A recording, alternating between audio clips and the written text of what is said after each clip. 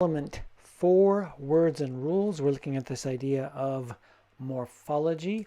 And here are some key questions for you for self-quizzing for before and after you listen to this talk. So to quiz yourself, yeah? So the first question is, what is morphology? And what is a listeme? What is a free morpheme? What is a bound morpheme? And what are inflectional and derivational morphemes?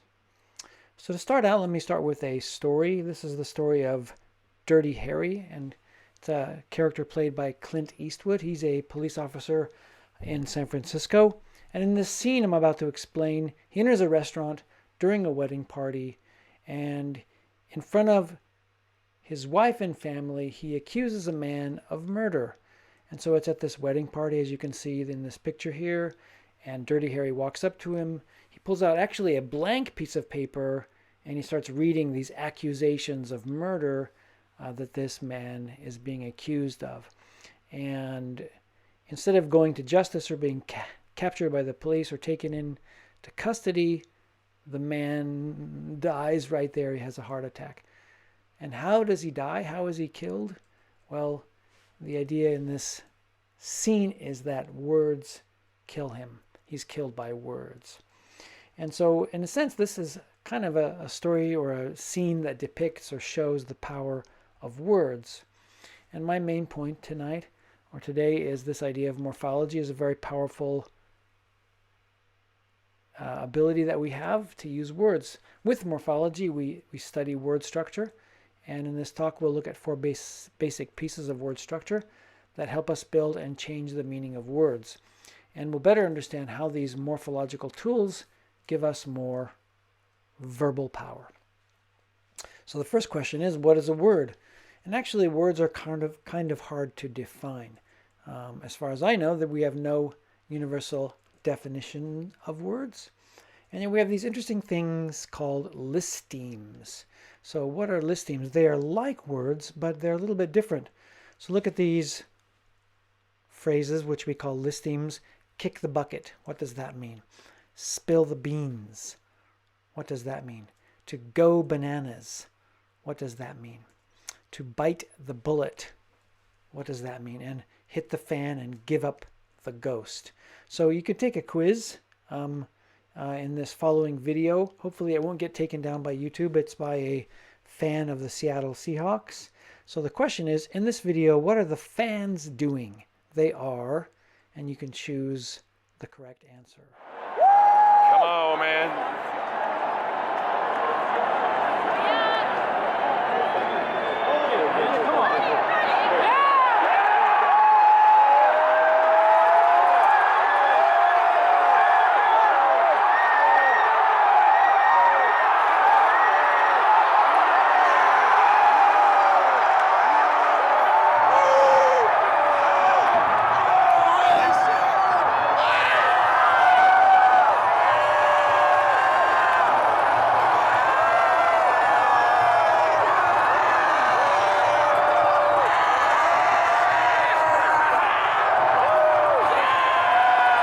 So in this video, what are the fans doing?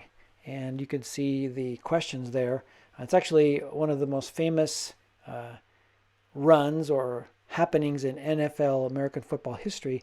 And in this video, the fans are, let's go back to that picture again, kicking the bucket, spilling the beans, going bananas, biting the bullet, hitting the fan, or giving up the ghost. What do you think? Well, the correct answer is C, going bananas. They're going bananas. They're going crazy. And that's an example of a listeme, which I will explain here coming up.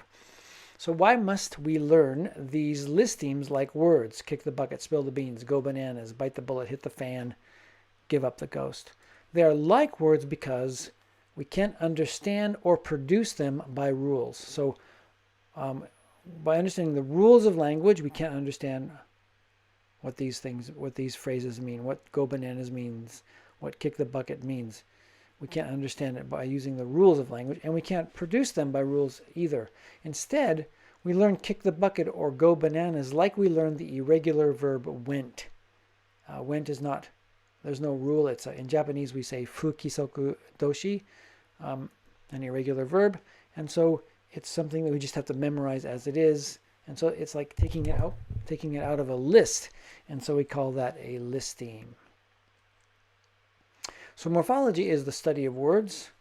And basically with morphology, we look at the structure of words. And it's a powerful system. So for example, we can see the word learn, ability.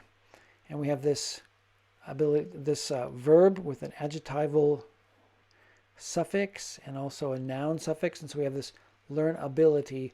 And that's what morphology does. It's sort of like the grammar for making words. Steven Pinker, the famous professor from Harvard University and linguist, says that morphology is the component of grammar that builds words out of pieces. Builds words out of pieces. So we have lots of different words in the English language. This word is a really long one. Pneumono-ultramicroscopic silicovolcanoconiosis. Well, so here it is. Pneumo-ultramicroscopic silicovolcanoconiosis is the longest word in the English language. And like all words, we make it with morphemes. So what is a morpheme? Morpheme is the smallest meaningful unit of grammar in a language. So this is something you want to remember.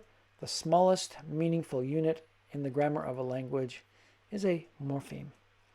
So with morphemes, we look at words and their parts. So morphology, keitaidon, studies word structure. And so again, what are morphemes? They are the smallest meaningful bits of words. The smallest meaningful bits of words. And that brings us to a concept that I would like to introduce. The concept is called the singularity. The singularity is a point in time of great change. So in Japanese, it's gijitsuteki tokuiten. I have a Japanese computer read it here. The singularity jijatosuti tokiten. What is the singularity? It is a point in time of great. It is a point in time of great change. It is unimaginable change. So if we were to have a singularity in the future, it's something that we can't imagine. It's like science fiction so advanced that we can't imagine it. It's such an advanced explosion of technological growth that we can't imagine what it will be like. If the future is so advanced, imagine a society of intelligent beings like humans who have lived for 1 billion years. How advanced their society would. We can't imagine it. But the idea of the singularity is that it could happen in 10 years from now. It could be in a big bang. The change is so great that we cannot imagine a future beyond it. We cannot imagine it. We cannot understand. We cannot predict how much technology and culture will change. The Big Bang, the origin of life, the origin of language are singularities. And some people believe that the singularity is coming. So with language, we have a singularity of words. Maybe you've seen this picture. Where does it come from? I was at a museum once, not where this actually is, but I was at a museum and there was a small picture and 2 little kids walked up to this picture and said, "Oh, E.T. E.T. Actually, this was E.T. borrowed this picture. It comes from the Sistine Chapel. It's a picture, a painting of God creating Adam, right? And so it's this idea of origin, of the beginning of something, right? So we can see the origin of the cosmos, life, and language as singularities. The origin of language explodes. It explodes like a big bang of words. So we get a big bang of words from word bits. In one sense, words come from morphemes or word bits. So let's take a look at 4 different kinds of word bits. And they are free, bound, inflectional, and derivational morphemes. So first of all, let's look at 2 kinds of morphemes. A free morpheme, which is an independent word. So music, strong, believe, habit, day, rehearse. These are all independent words, and so we call them free morphemes. A bound morpheme is a dependent part of a word. So in these examples, the bound morphemes are underlined in red: musician, IAN, strongly, LY, believes, the S, in habitual, UAL, and daily, ILY, and rehearsal. So the underlined bits are bound morphemes. They don't exist without a word. They need a word to depend on. So the bound morphemes are bound to words. They're connected. They're stuck to words. They need a word to depend on. So you can't have IAN by itself, musician IAN by itself. It has to be connected to a word. Of course, there's a name Ian, but that's different, right? So IN is bound. It needs a word to exist, to be used. A free morpheme can be an independent word, like create, and a bound morpheme cannot be an independent word. So we have the word create, but we can say creator, or creative, or creatively, right? And so that's a good way to remember the difference between free morphemes and bound morphemes. Right? We also have inflectional morphemes, which change the role of a word in a sentence. So we have looked, birds, and Joes. So the inflection adds information to the word, and derivational morphemes make new words from old words. So we have connect plus OR equals connector, piano plus IST is pianist, and teach plus able is teachable. So these are examples of inflectional and derivational morphemes. Some basic stuff, basic facts, elements about morphemes. Let's take it to the next level. And I'll start again with a story from a movie. Usually I show the video here, a clip from the film, but I can't do this because this is going up on YouTube and will be checked for copyrights. In class, though, I would show it. So we have this story with Arnold Schwarzenegger, who plays a police officer by the name of John Kimball. And he's a cop, so keisatsu in Japanese, cop in English, right? He goes to a party, and he's a big tough guy, and he goes to a party to find a witness for a crime, and he needs her help to identify a criminal. And it's kind of a dangerous area, and he walks in there, and he says, "All right, the party's over. Everyone go home. Next time come to my place." And a man says, "So who are you, man? Who do you think you are? You can't stop our party." And Kimball says, "I'm the party pooper." Haha. But the word party pooper is someone who doesn't enjoy parties, who ruins a party. So they're having a party, and he comes in to get this woman because she's a witness to a crime, and so he stops the party, and so he says, "I'm the party pooper." And so the word party pooper is an important word we're looking at here because it's a compound word. And there's a very interesting thing about compound words. It's a little bit complicated, but we make compounds from irregular plurals, not regular plurals. So let's look at this. So we can say, for example, men bashing, but we cannot say gays bashing. The correct one is gay bashing.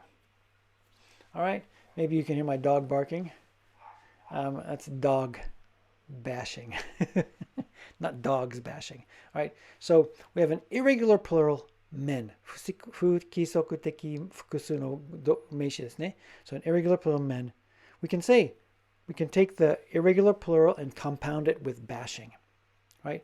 But we cannot take the regular plural, gays, and combine it with bashing. It has to be the singular in this case. So plurals will combine, irregular plurals can be combined into compound words.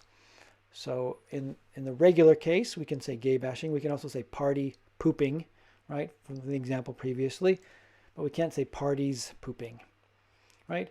So we have purple people eaters, but not purple babies eaters, right? It's because people is an irregular, is irregular, so we can use it, but babies is regular, and so we can't use it in the compound sense.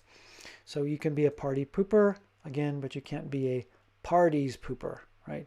The asterisk here by gays bashing, purple babies eaters, and parties pooper shows that it's grammatically incorrect. Well, this is just a rule.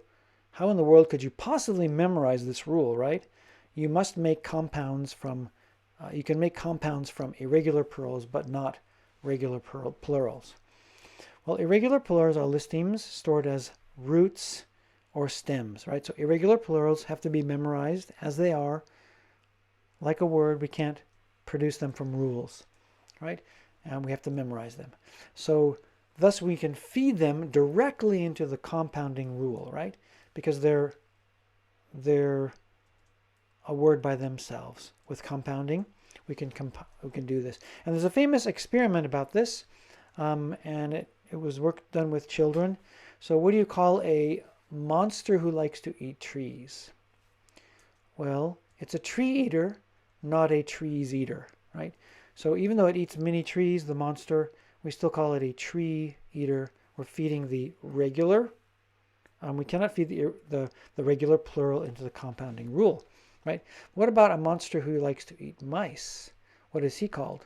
He's called a mice eater, not a mouse's eater, right? Because we can feed the irregular plural into the compound, right? And so that's how that works. A monster who likes to eat rats. Okay, rats. Now notice that mice is an irregular plural, right? Mouse is one, mice is two. But with rats, it's singular rat and plural rats. So he's a rat eater, never a rats eater. And we can only put the listeme into the first part of the compound. So I'm the party pooper. A party is not affected by rules. It's a root, a listeme. We cannot put a rule-generated word into the first part of a compound. That's really the key point, I think. And we can't say, for example, I'm the party's pooper. So what? So what's interesting about this, and this is from Peter Gordon's mice eater experiment, children instinctively distinguish between the roots stored in the mental dictionary, listemes, and the inflected words created by a rule. That is, they instinctively made compounds from irregular plurals, not regular plurals. So the point is that children somehow knew how to do this, and some people suggest that this is evidence for universal grammar, right? So in Japanese, これもしかして普遍文法の一つのね、証明であることです。Right? So that's a little bit of a complex aspect of morphology, but a very interesting one. The idea of how we can make compound words with irregular plurals, but not the regular plurals. And it's a rule that children seem to know somewhat instinctively. Okay, so let's move on. We're looking now at another topic. So this is a beautiful library somewhere. I don't actually know where it is. Creative Commons photo taken by Michael D. Beckwith. And so my question is, how do you say library in Spanish? The answer is biblioteca. Biblioteca. So with morphology, we can ask this question in Spanish and put it in different tenses. Gise, right? So, ¿Dónde está la biblioteca? Where is the library? ¿Dónde estaba la biblioteca? Where was the library? Where did it stand? It's gone now, maybe. ¿Dónde estará la biblioteca? Maybe you're building a library in the future, so will the library be? And ¿Dónde estaría la biblioteca? Where would the library be? And ¿Dónde ha estado la biblioteca? Where has the library been? Which is kind of a strange sentence semantically, but it makes sense grammatically, right? So we can also do inflectional morphology with gender. So notice that it's la biblioteca. La is a feminine pronoun.